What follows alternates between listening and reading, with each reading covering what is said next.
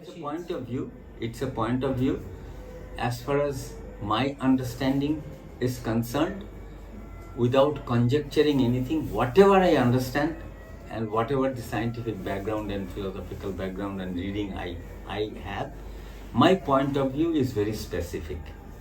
My point of view is mind, consciousness, psychology, whatever you say, is an emergent property of the workings of the brain. That's my understanding. So it does not exist apart from the No, biology. emergent property, like a chemistry of sunlight and a lotus leaf will give you pink color. It's an emergent property. Emergent property is like you have a system and this system in a particular condition will exhibit certain properties. Okay? So this brain is there for it to function with the world. It created a seamless universe inside the head by looking outside and mimicking it. Otherwise, what is the connection? There is no connection. Outside world and what is outside world we don't know. Really, we know what seamlessly appears in front of me when I open my eyes. That is what I know. That does not mean that's the end of the story of the entire in front of me. There are many things that is not that much required for the system to see. It just cannot see. And whatever it sees, it is only a very small fragment it attains to through the foveal vision. All other goes to peripheral vision. It has it's just there. So the universe that is appearing inside my head is a kind of fragmented story of what I see in the brain, and that is what I not think, that is what whatever my understanding is, I understand it as the workings of this brain. How can I say that? Because it has been experimented again and again and again. If a very particular part of this circuitry is not working well, you will have a defective perception of the way it is being supposed to be perceived by you. Suppose in general there is an average perception, like we are 1,000 human beings standing here, and if there is a rock that is coming towards us, we all perceive it because it's imminent, it's necessary. We have been trained to perceive it to protect ourselves. We all will see that huge rock is coming towards us. Okay? And if there is a problem of the circuitry, there will be a few who will not even see that. They may be blind. So, what I am saying is, from there, my science taught me that I can gradually create a causal connection of what we see the way we are supposed to see. The reason that we don't see it is because of certain defects in my brain. Eyes are part of the brain too, to me. It's like that, you know. It's for everyone. So, and to me there is no such thing as mind. It's a nomenclature. To understand our behavior, to understand our activities, to understand our feelings, our all emotion. Emotion is nothing but an information that is accepted or rejected, creates a sensation in us.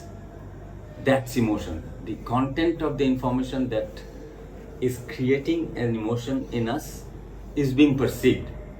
If a word has no meaning to you, it has no effect on you.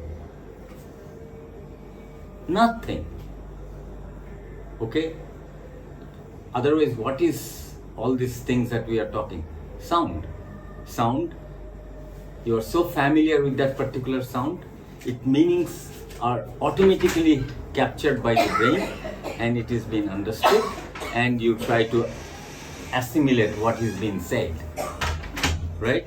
So, other than that, I don't find anything. So you say there is no such separate and distinct existence of the mind. To me, none whatsoever. Thinking about the mind as a separate entity is the worst myth of. So the mind itself is a myth on that context. Once I say, Look, each sound is being processed by the brain, and it has been tested over and over again, because if you go to an exam and if you mistake Rajesh and Bijay, you are going to get a 0 mark. So it's an imminent necessity that you have to remember correctly. So that pressure, which forces the neurobiological circuitry to run again and again and again, so that it is a robust memory. Even if somebody pushes you, oh, yeah? Even if somebody calls somebody else with the same name, you say, hey, somebody's calling me. So it is the sound that is very accurately processed by the brain and gave a meaning and feelings and emotion. Same object can have 5 different names, right? But each brain has to understand what that sound is corresponding to. And it is so important for us to function sanely and intelligently in this society. This is the finest discriminative capacity of the circuitry to harness its functioning in such accurate detail. The one who smells good wine, the one who is a classical singer, he'll play tabla for all of us, it will be same. Another maestro will say, no, there is a mistake. So imagine, so to me, it is the beautiful power and the capacity of the human brain. I can't think or perceive other than just a conjecture that there is consciousness outside my brain. But that doesn't mean that the working of the brain cannot influence, affect the other workings of the brain. It can. It can, because we have a connection with the universe. There it's a beautiful sunrise and you feel something here. Where is how many thousands of miles away? We have this connection, we have perceived the world created inside, and their existence affects us. Obviously, another human being who has acquired certain order, efficiency and functioning is going to affect you just the way a totally nasty guy with you, you'll be bugged to death. बात सुनते सुनते bore लग जाएगा. See, these things are there, but nothing outside human head, as far as I am concerned. correct. So then what is emotion? Is it Emotion is every word that this little boy or a girl is learning. This boy and girl, to his and her eyes, the world is a very blurry place. Very funny. To that little one, the most important aspect is touch and smell. It goes to mom's tits. I'm sorry. It's like eyes closed, it's like a blind automata, So for itself, for its own survival of functioning and survival. So this, gradually as they grow up, it's taught to feel and meaning of very specific words. So there is no emotion without thoughts and feelings. Okay? Without thoughts and feelings, there is no emotion. As I told you, no, if I utter a word or if you don't see me at all, you can't have an emotional response of this existence. Okay? And if I tell certain words, this word will be translated in your brain, and each word already has an emotional tagging. Emotional tagging, when somebody tells your mom's name, there is a very deep emotional content that is connected, because from the childhood you are hearing about that sound and that lady and her face. Everything is like a one seamless universe, you know, and so that creates a huge response in you. But it need not necessarily be the constant. It can reverse. Somebody can hate their mother. Seriously, there are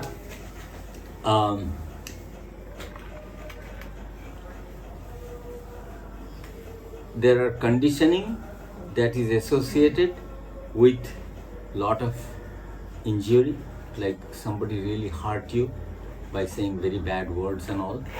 Those words will have a very strong and long-term effect in you. Okay?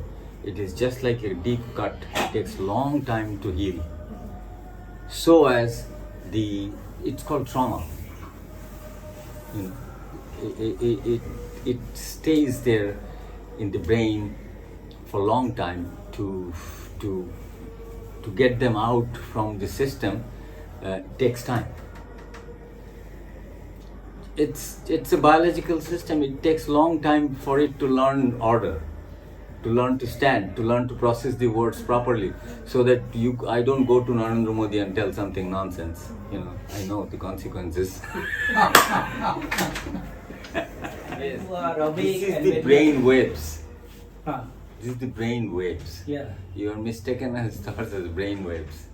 Brain waves has frequencies. Yeah. Yes.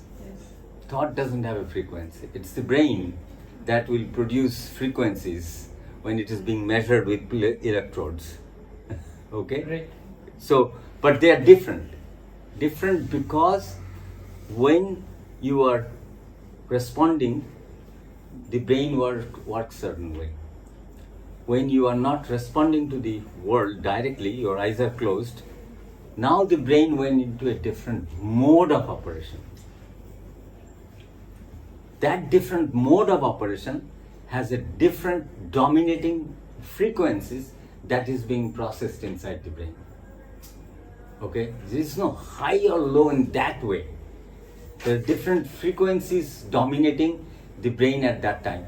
And then it goes to another stage. There is alpha, beta, the REM sleep, you know. So, and you have to understand a little more. Brain works in various different, like when they communicate, the electrochemical, together when they communicate for many circuits, average there is some frequency. Okay?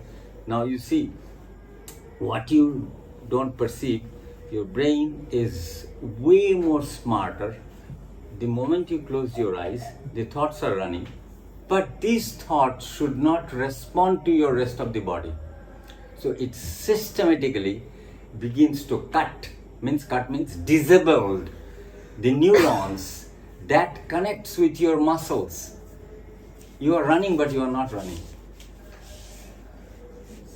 You understand? So body has done a very systematic operation in your brain to separate the movement that is going on, which is processing the memories, versus its response to the rest of the system. You are completely, body has done a surgery. Yeah. Okay? By itself, daily, every day, systematically. It keeps certain other parts of the body, they don't cut it. I won't tell you explicitly, there are certain parts it leaves alone. They respond to the thought. Okay? And certain digestive circuitry, they leave it alone. The heart rate, lung function, they leave it alone. But all other motor neurons that is responsible for the thoughts to actualize in the movement are full of. If there is a defective brain which is not completely doing their job, they can sleepwalk. Okay, that's a defect. For normally, everybody is just completely, they might just talk, sound, they're dreaming away, the whole universe, they're flying, everything is frozen from here down. Not everything, except for a few other things. It's biology, man. So you see, to do this kind of job, it goes from frequencies to frequencies.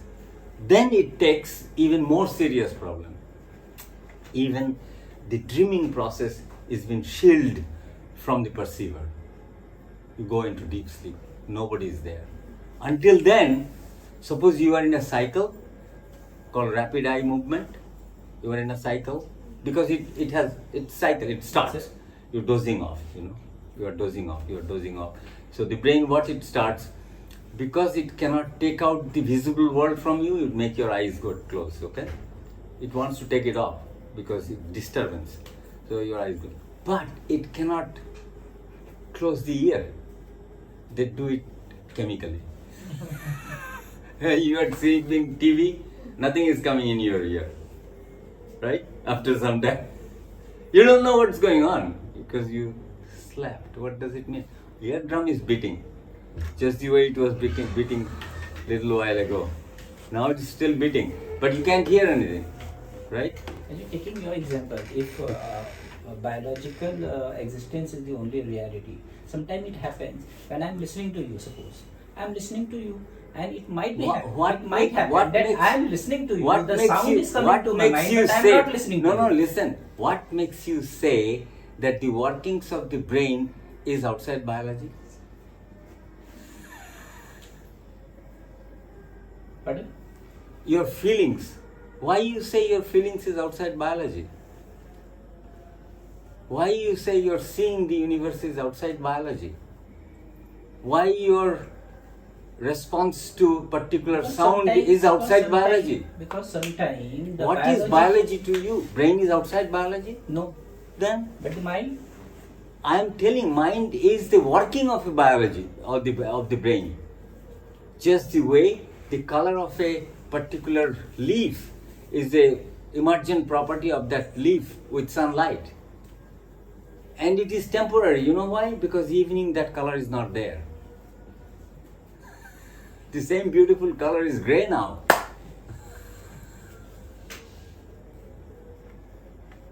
Same way when you sleep, where is the emotion? Just now you were so angry, animated. After some time you go angry, you bindas, sleep. What happened to all this? Gone. So the part that when you are awake and responding, all learned through conditioning, is the brain's and body's capacity to articulate and assimilate the sound and the visual universe into a meaningful activity. So this is the question, whether is there someone who is sometimes responding and sometimes not responding? Yeah, all the time. The brain is a time sharing mode. You know what is time sharing mode? Time sharing, you have a computer, you have a CPU, and then 25 people are using the same computer. Each one is thinking he is continuously using the computer. It is not so. The computer CPU is so fast that it attends to everybody. Okay? So your thought, your 5 different thinking creates 5 different thinkers. 5 different means not quality. Mm-hmm. Yeah, I'm getting. Like me, when I'm angry, I'm a different me. I'm a best. Correct. And when I'm very pleased with somebody, I'm a loving individual. Right? So they're all different. So it is the thinking that creates a thinker and gives a quality the way this thought is being acted on that individual. So, suppose you are driving a car. You are driving a car. Every day you drive, it's a very absolutely known road. Oh, you are thinking about everything, including calamity, non-calamity, everything. and driving because it's known. So you're doing two jobs, time sharing mode, but still eyes are watching. No? That it is very imminent. So this is the part of the response mechanism. But if you want to test this, you go to a road where you don't know any direction. You will see it will be impossible for you to think. Every road sign you have to read. You have to be completely awake. It's like you go into a jungle. Yes, we have to be alert very much. So much alert. You are so much here. One leaf Yeah. is going to turn your attention. Yes. One drop of a leaf or a sound ruffled by a rat, you will think maybe a tiger. You know, completely. You're so You are alert. all, Yeah. So your nice thinking about what you are going to have dinner is out. Definitely. So you see, the necessity creates the time sharing perspective. So I don't see anything that is remotely convincing about me and my understanding that there is something separate other than my brain activity I can call mind. To me,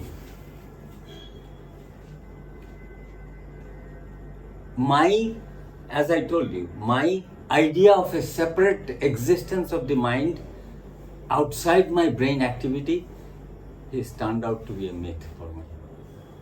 It's a complete non-existing. And that way, soul, unfortunately God, everything. And hope?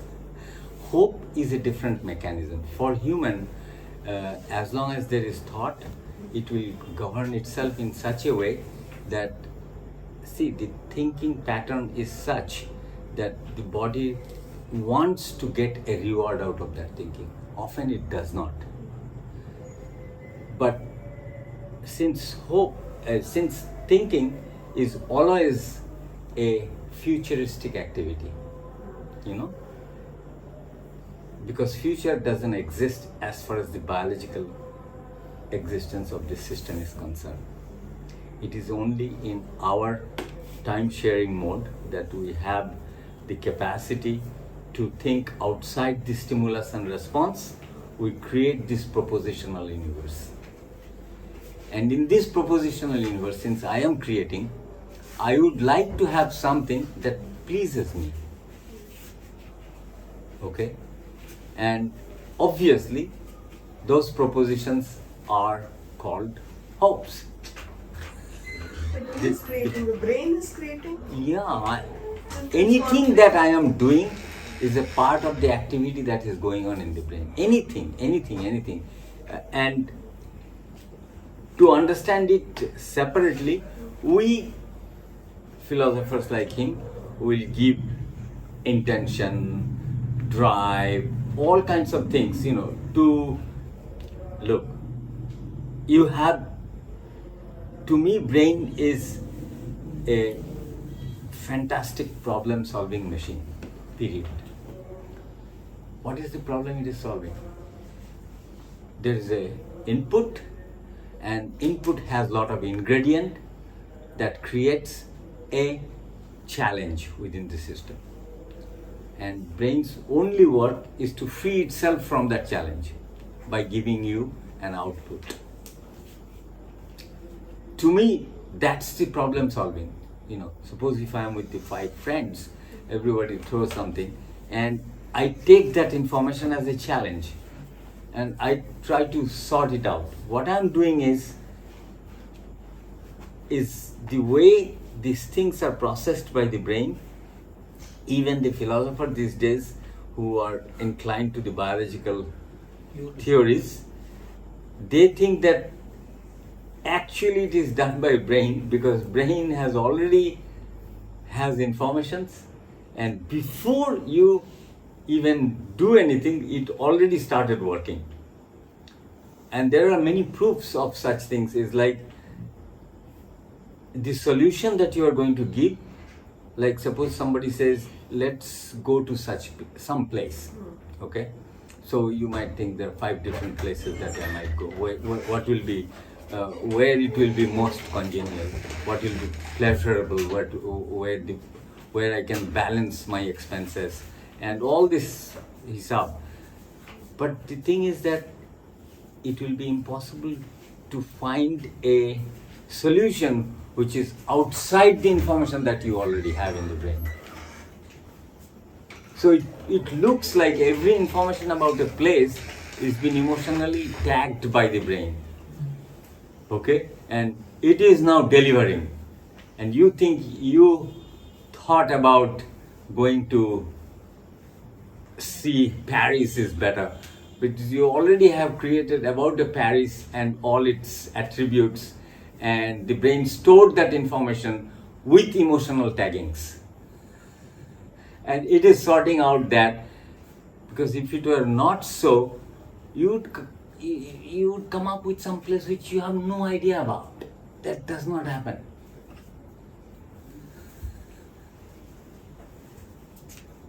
But it's philosophy. It's the question of free will, by the way. Is it till I'm alive? No, life is a continuous process. But each moment, each and every moment, there has to be a discontinuity. As a physicist, I have to tell them, because there is a delta. And if there is continuous, there is no change. The change comes with a difference. You are aging. The body is aging. Is there someone which is not aging, which is carrying you with different bodies? No. To me it is not. So why? To me, I am not concerned about that. To me there is no such thing as death. So what carries you from one body to another body? It does not. To me there is no death, so where is the question of carrying? But you take another body. You don't know, I am not telling that. I am telling there is no death. What is the question of going anywhere else? Bring the knife.